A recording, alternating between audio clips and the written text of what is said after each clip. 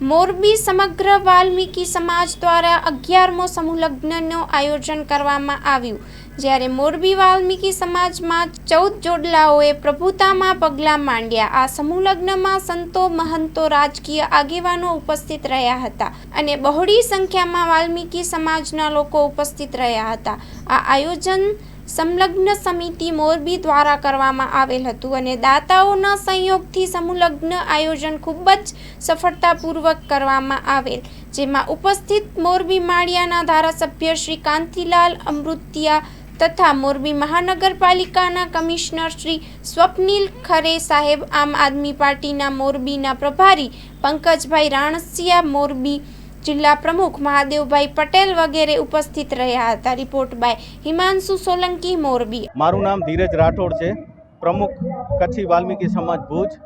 આજરોજ મોરબીના આંગણે મોરબી સમસ્ત વાલ્મીકી સમાજ દ્વારા 11મા સમૂહ લગ્ન મહોત્સવનું આયોજન કરવામાં આવ્યું અને આ સમૂહ લગ્ન મહોત્સવમાં 14 દીકરીઓએ પ્રભુતાના પગલાં માંડ્યા છે અને આ સમૂહ લગ્ન મહોત્સવમાં રાજકીય આગેવાનો, સમાજના આગેવાનો તેમજ કચ્છ સૌરાષ્ટ્ર તમામ સમાજના, વાલ્મીકી સમાજના ભાઈઓ, બહેનો, વડીલો તમામે આ સમૂહ લગ્ન મહોત્સવમાં હાજરી આપી છે।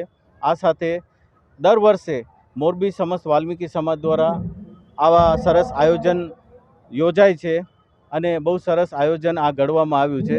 આ સાથે એનું મીડિયા કવરેજ સાગરભાઈ રાઠોડ તેમજ હિમાંશુભાઈ સોલંકી દ્વારા, આપના માધ્યમ દ્વારા, મા આશાપુરા ન્યૂઝ દ્વારા બહુ સરસ રીતે લેવામાં આવ્યું છે।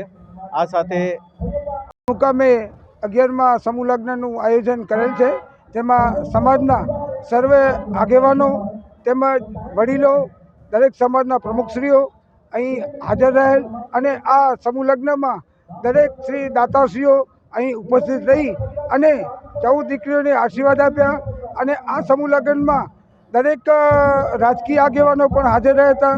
શ્રી કાંતિભાઈ અમૃતિયા તથા બીજા એવા ઘણા આગેવાનો પણ અહીં ઉપસ્થિત રહ્યા હતા।